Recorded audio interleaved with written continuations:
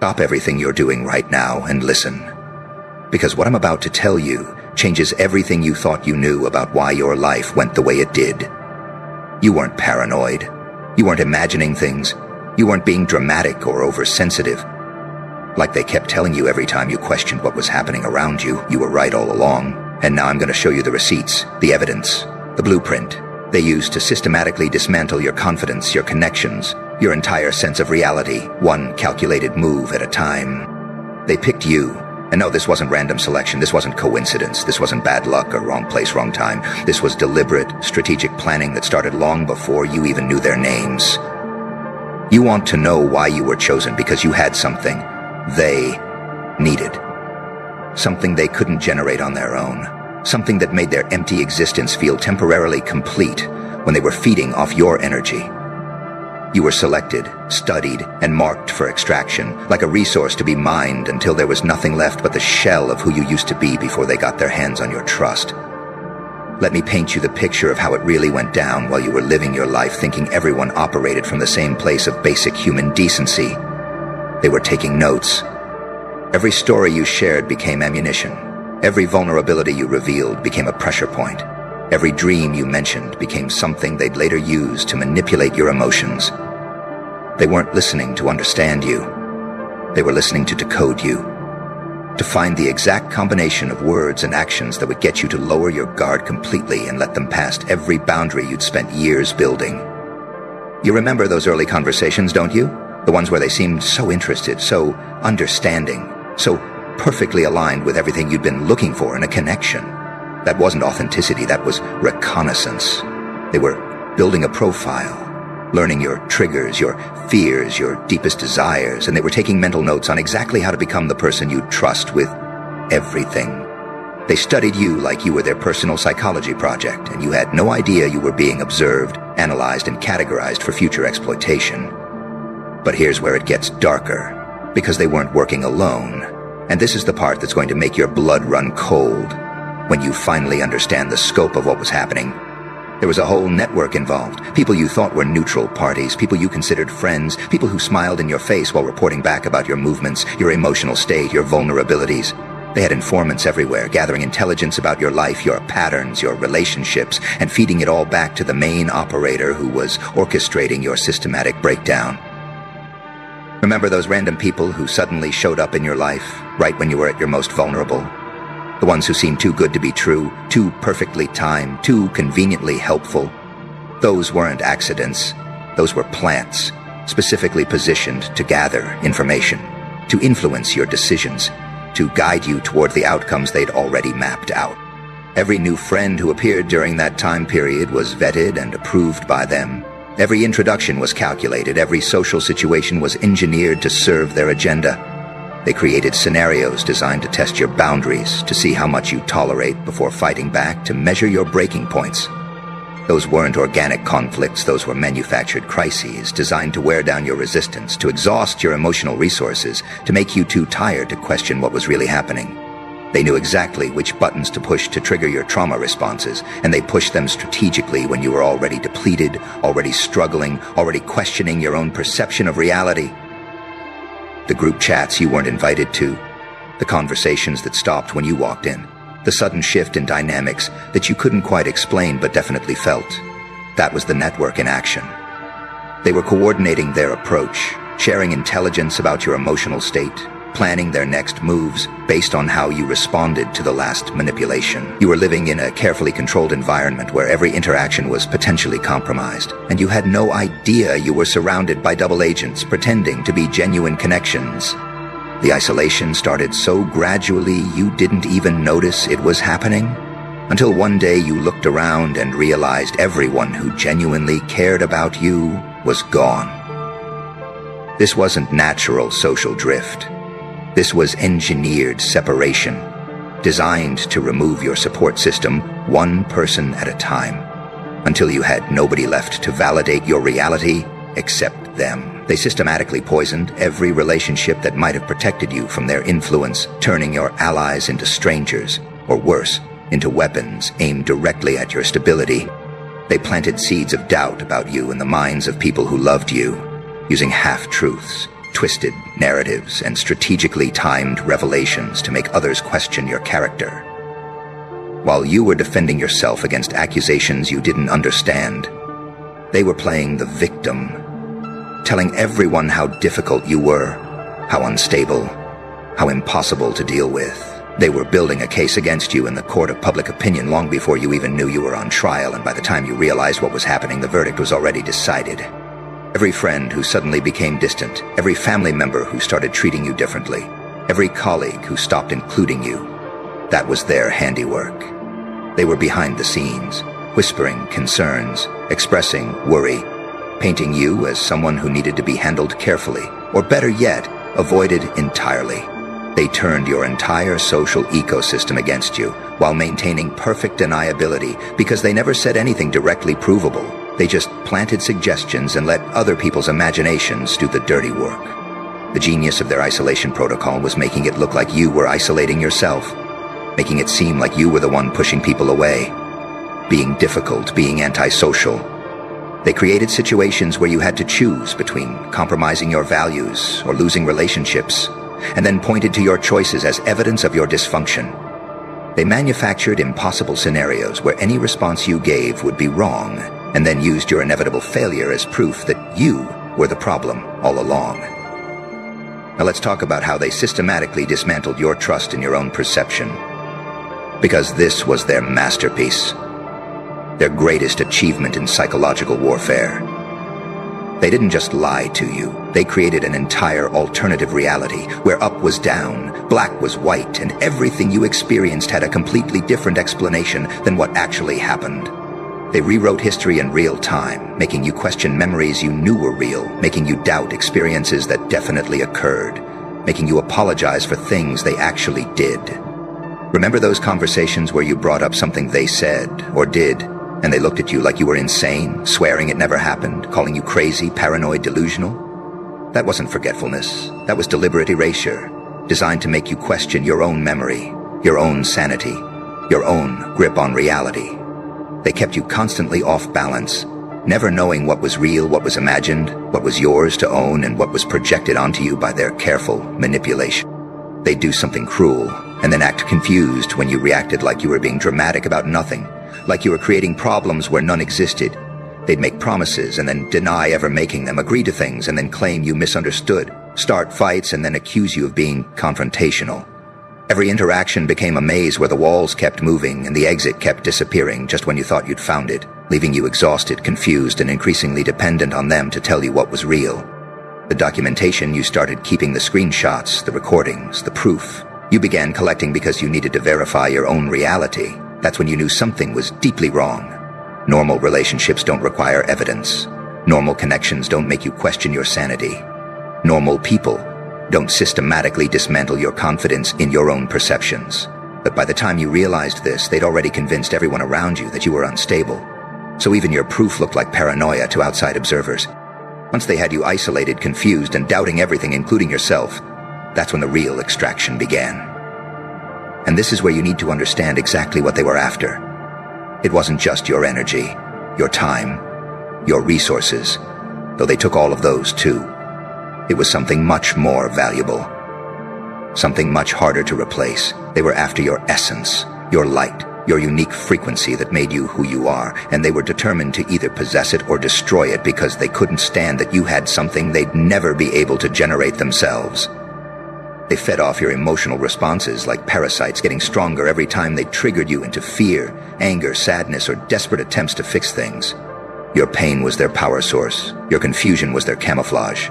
Your attempts to understand and help them were their entertainment. They created crisis after crisis just to watch you scramble to solve problems they'd manufactured, just to feed off the energy you expelled, trying to restore balance to deliberately destabilize situations. Every talent you had, they either claimed as their discovery or diminished as worthless. Every achievement you accomplished, they either took credit for or explained away as luck. They systematically devalued everything that made you special, while simultaneously extracting those exact qualities for their own use. They studied your methods, your thought processes, your creative approaches, and then presented them as their own insights, while convincing you that you had nothing original to offer. The exhaustion you felt wasn't natural fatigue. It was depletion from being constantly drained by an energy vampire who knew exactly how to tap into your reserves. They kept you in a constant state of emotional dysregulation because that's when you were easiest to feed from, when your defenses were down, when your boundaries were compromised, when you were too tired to protect your own energetic field battery for their empty existence, and every time you tried to recharge, they'd create another crisis to drain you again. But they weren't satisfied with just taking from you privately. They needed to destroy your public image too, because leaving you with any form of social capital was too dangerous. The smear campaign started while you were still trying to figure out what was happening, while you were still believing their lies about wanting to work things out, while you were still protecting their reputation even as they were systematically destroying yours. They were 10 steps ahead, painting you as the villain, in a story where you were actually the victim. They told everyone a version of events where they were the long-suffering saint, and you were the unstable problem they'd tried so hard to help. They shared selective screenshots that made you look bad while hiding the context that explained your reactions. They told stories about your behavior while omitting what they did to provoke it. They painted themselves as the victim of your dysfunction while actively creating that dysfunction through calculated psychological torture. The narrative was set before you even knew there was a story being told. The flying monkeys. They recruited the people who started treating you differently based on things they'd heard. The sudden shift in how others perceived you. That was all orchestrated. They identified people who were easily influenced, those with their own issues with you, those who enjoyed drama. And they fed these people exactly what they needed to hear to turn them into weapons against you. They created an army of proxies to continue the abuse even after they'd stepped back, making it look like everyone independently came to the same conclusions about you. Your attempts to defend yourself only made you look worse because they'd already primed everyone to see your defense as attacks, your truth-telling as lies, your evidence as manipulation. They created a framework where anything you said or did would confirm the narrative they'd already established, where your silence was admission of guilt and your speech was proof of instability. They trapped you in a public relations nightmare where there was no winning move except to completely disengage. Which is exactly what they wanted. Every time you started to heal, every time you began to piece together what really happened, every time you took a step toward recovery, they appeared with perfect timing to destabilize you again. This wasn't coincidence. This was surveillance. They were monitoring your progress, tracking your healing, watching for signs that you were getting stronger, and intervening just when you were about to break free from their influence. They couldn't let you heal because your recovery was a threat to the narrative they'd built about you being the problem. Those random messages that came just when you were starting to feel better, those accidental encounters that happened right when you were moving forward, those mutual friends who suddenly reached out with updates about them exactly when you'd stopped thinking about them, none of that was organic. It was all calculated to pull you back into the cycle, to reopen wounds that were starting to close, to remind you that they still had access to your life even when you thought you'd cut them off. They used your empathy against you, sending signals of distress right when they sensed you were detaching, knowing you'd been programmed to respond to their pain. They played victim to mutual friends, knowing it would get back to you, knowing it would trigger your need to correct the record, or worse, your desire to help them. Despite everything they'd done, every manipulation tactic was designed to keep you engaged, to prevent you from achieving the indifference that would finally free you from their control. The hoovering attempts, the sudden apologies that came months later, the acknowledgement of wrongdoing that seemed so genuine, that wasn't real change. It was strategic re-engagement. They studied recovery resources to learn the language of accountability without actually doing the work. They mimicked personal growth to create the illusion of change. They performed redemption, just convincingly enough to create doubt about whether they'd really been as bad as you remembered. The aspect. They reconfronted the doubt. To remove release. It was all designed to keep you trapped in cycles of hope and disappointment. Now here's the part that's going to really mess with your head. Because this whole time you were trying to understand their behavior through the lens of normal human motivation. But that was your mistake. They weren't operating from the same emotional framework as you. They weren't seeking connection, healing, or growth. They were executing a mission. You were targeted for specific reasons that had nothing to do with who you were as a person, and everything to do with what you represented, what you possessed, what destroying you would achieve for their larger agenda. Maybe you had influence they wanted to steal.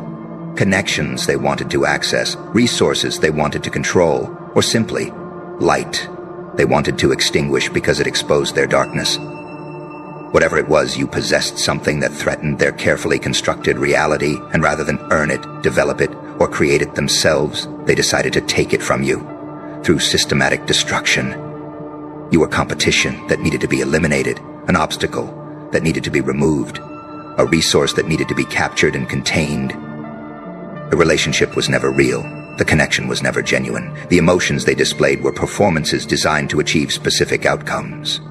While you were falling in love, making friends, building trust, they were executing a business plan where you were the target acquisition. Every moment of intimacy was data collection. Every vulnerable share was intelligence gathering. Every sign of trust was a successfully breached defense that brought them closer to their ultimate objective. They had exit strategies planned before they even entered your life, knowing exactly how they'd dispose of you once they'd extracted maximum value. The discard that felt so sudden and cruel to you was scheduled from the beginning. The devaluation that seemed to come out of nowhere was always part of the timeline. You were never a person to them. You were a project, a mission, a target to be acquired and neutralized. And once that was complete, you became just another casualty of their calculated approach to human interaction. The worst part isn't what they took from you. It's what they left behind. The invisible wounds that nobody else can see. The psychological scars that affect every interaction you have now. They didn't just hurt you. They rewired your nervous system to expect danger, in safety to question genuine kindness, to see potential threats in every new connection. They programmed you to doubt yourself, to apologize for existing, to shrink yourself to avoid triggering the punishment patterns they installed in your psyche. You find yourself explaining your basic needs like you're asking for something unreasonable, defending your boundaries like they're attacks on others, questioning whether your emotional responses are valid or manufactured. That's their legacy living in your nervous system, making you police yourself more harshly than they ever did, making you continue their abuse long after they're gone. They turned you into your own worst enemy, programmed to perpetuate the patterns they established, even in their absence. The hypervigilance you developed, the constant scanning for threats, the inability to fully relax, even in supposedly safe spaces. That's not paranoia. That's adaptation to prolonged psychological warfare. Your body learned to stay in fight or flight because danger was constant and unpredictable. Your mind learned to analyze every interaction for hidden agendas because that's what kept you alive in their manufactured chaos. These aren't symptoms of weakness. They're evidence of survival. But they're also chains that keep you connected to trauma long after the traumatizer has gone. Recovery isn't just about healing from what happened, it's about deprogramming from what they installed, dismantling the control mechanisms they built into your psyche, reclaiming the parts of yourself they convinced you were broken or wrong. It's about recognizing that the voice in your head telling you you're too much, too difficult, too damaged, that's not your voice. It's theirs. And it's still doing their work, even though they're no longer around to benefit from it. Once you understand what they did to you, you start seeing it everywhere, recognizing the same patterns in other people's stories, identifying the same tactics in different situations. You realize you weren't the only target. That this is happening to people, all around you, every single day. And most of them don't even know they're under attack. The patterns are so consistent, it's almost like they're all reading from the same playbook, following the same strategic manual, executing the same psychological operations with minor variations based on their specific targets. The love bombing phase that felt so intense and special was actually a standardized approach they use on everyone. The devaluation that felt so personal was actually a systematic process they apply to all their targets. The discard that felt so cruel and unique to your situation was actually the predictable conclusion of a cycle they repeat endlessly with different victims. Understanding this doesn't diminish your experience, but it does help you realize that it was never about you personally. You were simply occupying the target role in their perpetual pattern. You start recognizing the red flags you missed before, the subtle boundary violations that seemed like accidents, the small tests of your compliance, the gradual escalation of control disguised as care. You see how they interviewed you for the victim role without you knowing you were auditioning, how they assessed your vulnerabilities while pretending to admire your strengths, how they identified your previous traumas and positioned themselves as the healing you'd been waiting for, only to become the worst wound you'd ever carry. The knowledge you've gained through this experience has made you dangerous to them, and others like them, because now you can see through the masks, recognize the tactics, identify the patterns before they can fully execute their plans. You've become a walking warning system, capable of alerting others to the danger, helping potential victims recognize what's happening before it's too late. This is why they work so hard to discredit survivors, because people who've seen behind the curtain are threats to the entire performance.